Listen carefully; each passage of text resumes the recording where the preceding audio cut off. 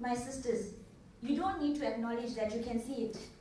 It's not emotional abuse, it's not verbal abuse. For him to say, you know what, you're imagining things. A punch is a punch, you feel it. But you know what, pain lasts more than that punch. It's the pain inside, it's the emotional pain. It's the pain where you make to feel that you're inferior to him. That you cannot actually stand up for yourself, you have nowhere to go. How does that feel? That feels suicidal. That's how it feels. You know, we see our sisters in malls, perhaps in functions. We don't know what's going on at home. We don't know what's going on behind closed doors. What do? Be kind. Be kind to every sister that you meet, for you don't know what challenges she faces at home, my dear sisters. We don't know. And to the sisters going through it, and when I say physical abuse, that's not something you make sabr over, but it's something you seek help. Immediate attention needs to be given to it. Why? It's like you need to scream out that you need help for it. Because tomorrow, you don't want your body, as I said, going out in the kafan. Because you didn't have the strength to speak up for yourself. Every life matters. His life is not worth more than yours. Neither is his tears worth more than yours, neither is his blood worth more than yours, but you are as worthy as he is, because we are Allah Ta'ala's creation. So yes, physical abuse happens. Physical abuse we know happens. What about that type of abuse which is not loud, not something that you actually feel in a punch? What about that abuse which is emotional abuse? You know, control issues, manipulation, lies. Every day this is highlighted. A husband emotionally abuses his wife, and he makes her believe, he actually makes her believe that she is at fault. Same with physical abuse. You asked for it. Why did you have to have a big mouth? Why did you have to do this? Why don't you know your place? Where's my place? Is my place in the kitchen? And where's your place? Above my head?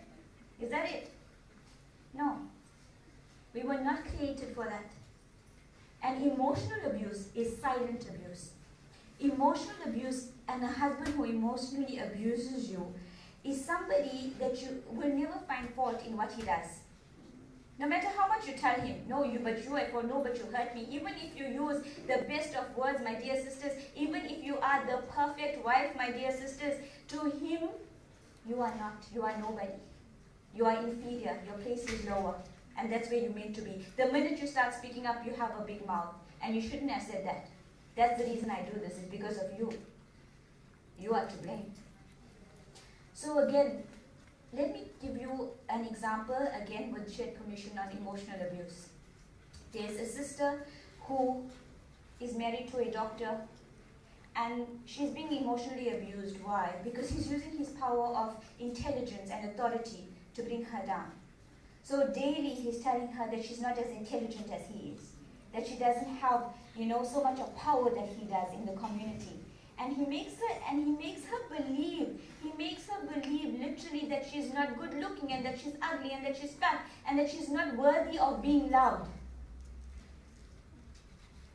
My sisters, how does that make someone feel when they are said to their face, you are not worthy of being loved? That is silent, toxic abuse. That abuse, my sisters, you wouldn't hear of, you wouldn't see of. Nobody wants to show you those scars. Nobody. Why? Nobody wants to expose it and say, me too, I've been through it. Nobody. But a lot of sisters are going through this daily in their lives. And the minute you want to now communicate this to a family member or someone who has personal interest in your life, it becomes gossip. It becomes gossip. People are not there to actually advise you, or to advise you to build the relationship, but rather to gain stories from you as to what's going on in your life, in order to now it becomes, national gossip. So what can you do? What can you do about this silent and this toxic relationship with your husband? When it's physical, as I said, that there's no, you cannot actually compromise on that. You need to seek help immediately. Physical abuse, you cannot handle on your own, and you cannot actually confront this person, because that's what you're going to get back. You're going to keep on getting that interaction. So you need help. You need help. from a professional, from someone that doesn't have personal interest in your life as such, right? Or from someone who you know who is a loved one you could trust. You could trust with your life, and someone that has your best interest. You need to seek help from that one person. It's not something for the entire world to actually know. When it comes to emotional and verbal abuse, firstly, you need to accept it. Verbal abuse, emotional abuse, where's the wounds? Where's the wounds? Where's the scars? Where's your blue eye? There's nothing. All the wounds are inside, here and in your heart. And that's what sinks us, as I said, into darkness daily. It's the emotional wounds. He may not have hit you, he may not have slapped you, but those wounds, those stabs to your soul, those stabs to your heart, those stabs to your self-esteem, he's destroying you and he's sending you into the depths of destruction just by his words. Because we hold his words close to our heart. So when your husband, someone you still love, someone you still care for is doing this to you, what do you do then? And especially to our young sisters, when they feel that now, where do I go? I'm not going to go back to my elderly parents. I don't want to trouble them.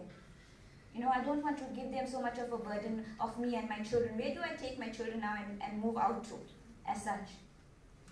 It can be healed. Again, it can be healed. Any relationship can be healed. So this silent relationship, firstly, we need to acknowledge it, and then we need to also start by believing in ourselves. Start by accepting it's not our fault. It's not your fault that your husband punched you. It's not your fault that he abused you for all these years. For 30 or 40 or 50 years, there are sisters living in loveless marriages. And who's witnessing this? Their children. 50 years living in a loveless marriage. It brought tears to my eyes. How do you live? How do you sleep? How do you eat? And honestly, how do you surround yourself with a man who is abusing you? How are you supposed to breathe in that home where you feel suffocated all the time? Because it is a form of suffocation. That's what he is doing to you. He's suffocating you. Whether he's doing it intentionally or unintentionally. Nobody deserves to be in a loveless marriage. Nobody deserves to be married and yet single. There's so many of our sisters here who are in nikah but are yet single. Why? It's because they distance themselves from their husband. Because of the abuse, you do what you have to do, I will do what I have to do. And that's how life will move on. What happens to the children then? Who do they go to? They left to their cell phones, to their iPads, to their friends, to malls, to shopping. They left with the credit card, do whatever you want to, because mommy has her own life, daddy has his own life. We're not a family unit, but we're still termed as a family for the world to see. Because that's our main aim, isn't it? What people will think again. If I'm divorced, the term divorce, still tainted in our society. Because what would this auntie say if we did, in fact? But what would she say if your husband killed you tomorrow? What would she say then? Does it really matter? The only reason that you should be in your marriage is because you feel protected by that husband, you feel loved by that husband, you are his best friend, his confidant, and someone that actually protects you from the world instead of you now going to the world to protect yourself from him. Correct? So 99% of toxic spouses, they're not going to accept that, they were toxic. They're not going to accept it. You're not going to get that I was wrong. Never. If that's what we're looking for, we're not going to get it. So how do we seek help? How do we communicate and how do we explain this? Firstly, when you accept, your first step, accept that you're abused. Whether emotionally, physically, you're in a toxic relationship, accept it. And then we need positive support. Our communities, our sisters, we need one person. If one person supports you, I promise you, to heal that relationship, to mend that relationship, to build a bridge of light in the darkest moments of your life. You need that rope. You need that hope. You need that one person to support you and your husband. Remember, and your husband. Perhaps he comes from a home which was toxic. Again, understand the behavior pattern. Perhaps he was abused himself. Perhaps he had control issues of his own or anger issues from childhood, which he needs to heal from. And if he's not healing from it, you need to understand that he's also a victim of this. Correct? So with love, with understanding, that's our step forward. Also with communication, a lot of communication. Sometimes we forget to actually communicate. And communicate with the most beautiful words possible. Not communicate with I was right and you was wrong and trying to get an apology from someone who's never going to apologize to you. Because according to him, he is never wrong. So healing from this is not easy, my sisters. It's going to take time, it's going to take days, it's going to take years, sometimes even a decade to heal from a marriage that is toxic. But most importantly is dua and tawakkul in Allah Ta'ala. Is your faith, your unresolved faith in Allah Ta'ala, who tells you that, you know what, فَإِنَّ مَعَ الْعُسْرِ يُسْرًا. With difficulty there is ease. With one difficulty, there's many eases. What is that ease? It's a trust in Allah Ta'ala. It's placing your trust not in any human. Because Allah Ta'ala has the power to change a situation within a blink of an eye. Now coming to being accepted in a new family. You know the word mother-in-law? That word, mother-in-law. That word, what do I think of? Okay, right, I met my mother-in-law just once and she passed away unfortunately a week after that. And I didn't actually get to have a relationship with my mother-in-law. But there's a lot of beautiful mother-in-laws here, and I see you all smiling. All the beautiful mother-in-laws are smiling here now. All of them. Yes, there is. There's beautiful mother-in-laws. They love and understand their daughter-in-laws so much, like their own daughters, they treat them. And when I see that, I say, I wish I had that bond also. I wish I had a mother-in-law, to experience that bond. And alhamdulillah, the new mother-in-laws of this generation are so cool also. They buy gifts for their daughter-in-laws and they go, all bling style and things like that. It's good, it's very good. But now, what happens when you're not accepted and loved by your mother-in-law? Now don't turn that smile upside down. What happens when you're not accepted by her? What happens when she now intentionally tries to sabotage your marriage? What happens when your father-in-law is not on speaking terms with you? What happens when your sister-in-law is gossiping about you to the entire family at the family function? What happens when your brother-in-law is flirting with you? These things happen. Yes, these are real issues. Another example that I'm sharing with permission, alhamdulillah. A new bride, she was married for 1 year, so relatively new. She was living with her in-laws and she was happy to live with her mother-in-law and her father-in-law. And her mother-in-law had some rules. This happened in Durban, South Africa, by the way. Her mother-in-law had some rules, some house rules. You're not allowed in the kitchen after 9 o'clock, and this is a true story. You're not allowed in the kitchen after 9 o'clock. After we wash up and everything, that's it. No one's allowed. Right? So she was pregnant. And she decided she was hungry. I mean, we all get hungry at that time, continuously hungry. But anyway, at about 10 o'clock, she went to make a sandwich. Just a plain sandwich to eat. So her mother-in-law comes in. And her mother-in-law asks her, do you not know the family rules? So one time this girl went into the kitchen. And this is a true story which happened in our community in Durban. So her mother-in-law starts to now get into an argument with her, and she also says some words because she comes from a relatively, easygoing family. So it's difficult now to understand, why can't I go make a sandwich, just one sandwich, right? And her husband was there, but he didn't say a word. And her mother-in-law slapped her. One sandwich. Her mother-in-law, that's their rules. And if you cannot live by the rules, move out of my house.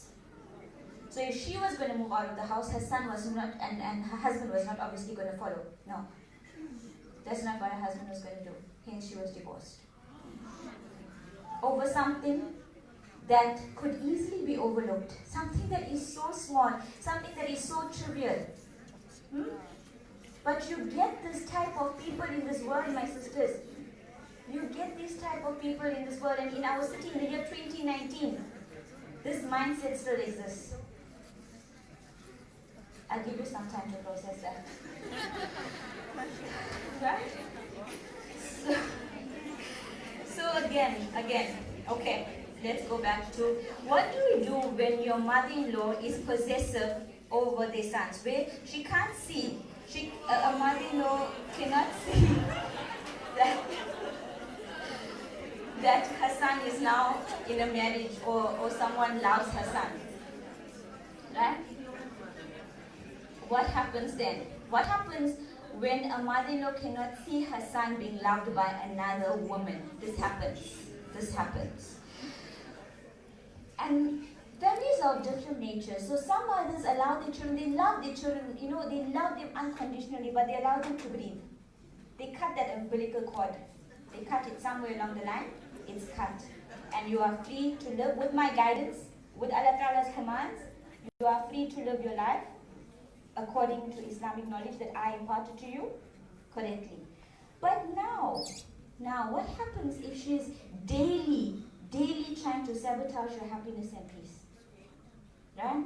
So when you walk into the home of your children, these are to the mother-in-laws, when you're walking, and the mothers in fact, whether it's your daughter and son-in-law, or whether it's your daughter-in-law and your son, and you walk into their home, walk as if you are blind.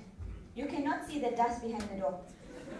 You can't see it. No, you can't see it. Even if you can see it, act like you can't see it. Right?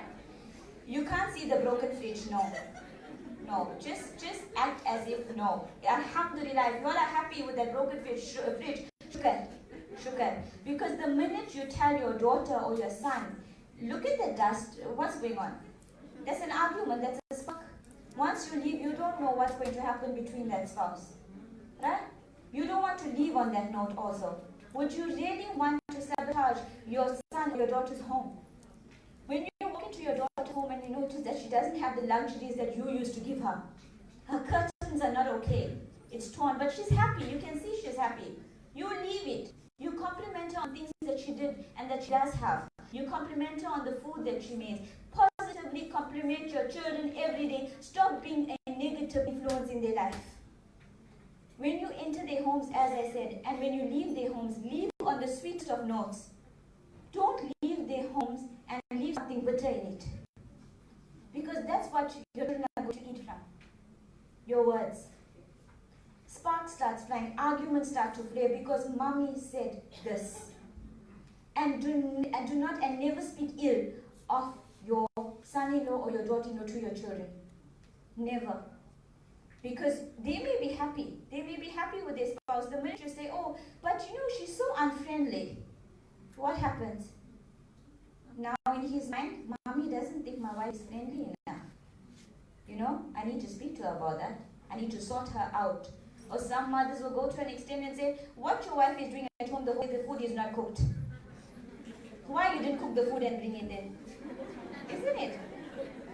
So the thing is that we can't look for small things to cause problems in their life because those small things become big things and eventually when they divorce, who's the reason behind it? The mothers or the mother-in-laws. So again, when you have a toxic mother-in-law or your father-in-law or a sister-in-law or brother-in-law, you can't bring that to your husband. No matter how much proof you have, being a detective, you go look for a video, try to bring it to him, post it on Facebook, post your problems on Instagram, whatever it is, but you can't. He will not see it, my sisters. He will eventually turn it around and make it your fault again. Right? He's not going to see that his mother, he's not going to admit that his mother was wrong. Even this man with the sandwich problem, he didn't admit that his mother was wrong. Up to today, his mother was not wrong. That was her rules. You couldn't live by it. You understand? So now, no matter how much you try and see, get frustrated, he doesn't see her for what she is. He's not going to see her for what she is. You're going to change your mindset and set your own boundaries. So when you are hurt by your mother-in-law, when she intentionally manipulates you, when your father-in-law is not on speaking terms with you, what do? Do you break ties with him? Is that what we're going to do? No. That relationship is a very fine thread. It's a very fine and precious thread. That's your husband's Jannah. At the end of the day, it's your husband's Jannah. And don't you want to go to Jannah with your husband? Correct? So maintain those ties. I'm not saying sacrifice yourself. No abuse is worth having in your life. But set your own boundaries. Set your boundaries that you know that you're going to be hurt today. You know what comment is coming. Prepare yourself mentally. It's not about you. It's not about your biryani or your rotis or your house or you as a person. It's not about your skin color. It's not about your dressing. It's not about the fact that you're such a good person but your mother only sees evil. It's not about that. It's about you changing your mindset. Know who you are before she tells you who you're supposed to be. So when you're confident and you know who you are, there's nobody that can actually bring you down to that level or to their level. So that's your healing. It's knowing yourself. That's your healing. So now, before I go on to the flip side, which is the daughter-in-laws and son-in-laws, let's do a lucky draw.